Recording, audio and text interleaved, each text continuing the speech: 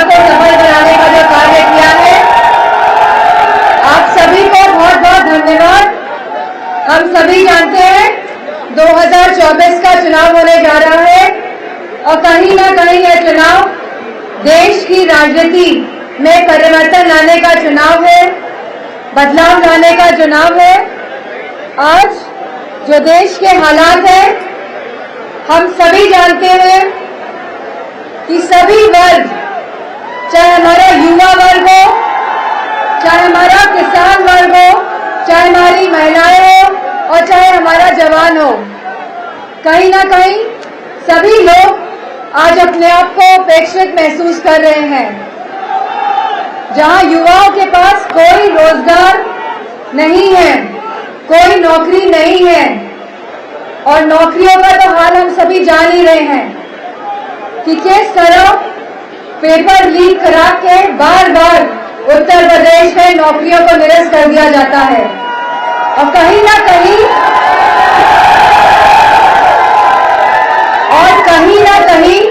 यह एक षड्यंत्र के तहत किया जा रहा है, क्योंकि आप सब अगर नौकरी पा जाएंगे तो कहीं ना कहीं आरक्षण को भी लागू करना पड़ेगा।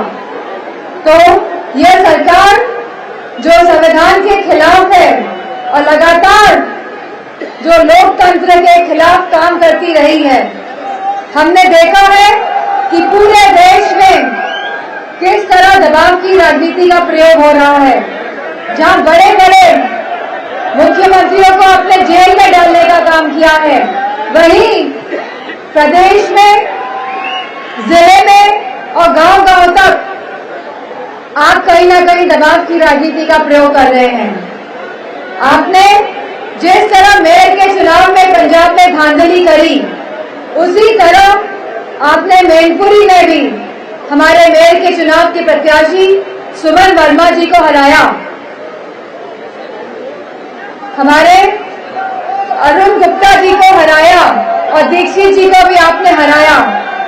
और यही नहीं, आपने सम्मानजनक व्यवहार भी नहीं किया हमारे प्रत्याशियों के साथ। तो कहीं ना कहीं जहां आपने वोट की लूट करी, वही ना कहीं जहां आप सबने वोट की लूट करी और अपने लोगों को जिताने का जो काम किया है, तो कहीं ना कहीं ये लोकतंत्र की हत्या भी है। क्योंकि लोकतंत्र में हम सबको अधिकार है कि हम अपने प्रतिनिधि को चुनें, लेकिन आपने जो कार्य किया है और जो आप कार्य कर रहे हैं, जो दबाव की राजनीति का प्रयोग आप सभी समाज और सभी वर्गों पे कर रहे हैं, कहीं ना कहीं यह दबाव की राजनीति को खत्म करने का भी अवसर हम सबके हाथों में है। और मुझे पूरा विश्वास है कि सभी समाज, सभी वर्ग इस बार एक साथ आएंगे और ऐसी सरकार को हटाएंगे जो कहीं ना कहीं लोकतंत्र और संविधान की हत्या कर रही है। अब सवाल, आज हमें राशन के नाम पे क्या मिल रहा है? अगर हम देखेंगे तो आज खाली ये लोग राशन के नाम पे बाजरा दे रहे हैं। और अगर हम 10 साल पहले का आकलन करेंगे तो हम सबको यह महसूस होगा कि आज से 10 साल पहले जहां चावल, आटा, मिट्टी का तेल और चीनी भी मिलती थी, आज हमें केवल बाजरा मिल रहा है। तो ये लोग वो लोग हैं जिन्होंने आपके राशन में भी भ्रष्टाचार किया है और राशन में भी लूट मचाने का काम किया है। और मुझे पूरी उम्मीद है कि यह चुनाव, जहां मैनपुरी का हम सब जीत रहे हैं, लेकिन अब लड़ाई है कि हम कितना वोट बढ़ा ले जाएं, हम बूथ में अपना वोट कैसे पहुंचा ले जाएं। और मुझे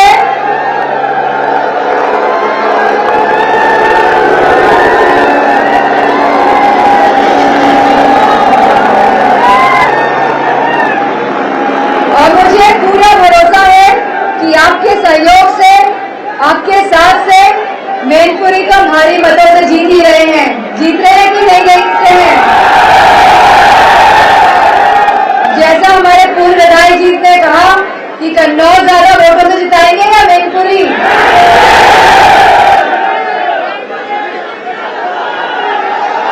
कन्नौज या मैनपुरी? कन्नौज या मैनपुरी? तो मैं कहती हूँ कि अब इसको क्या कहते हैं? त्रिवाचा। त्रिवाचा हो गया कि नहीं हो गया?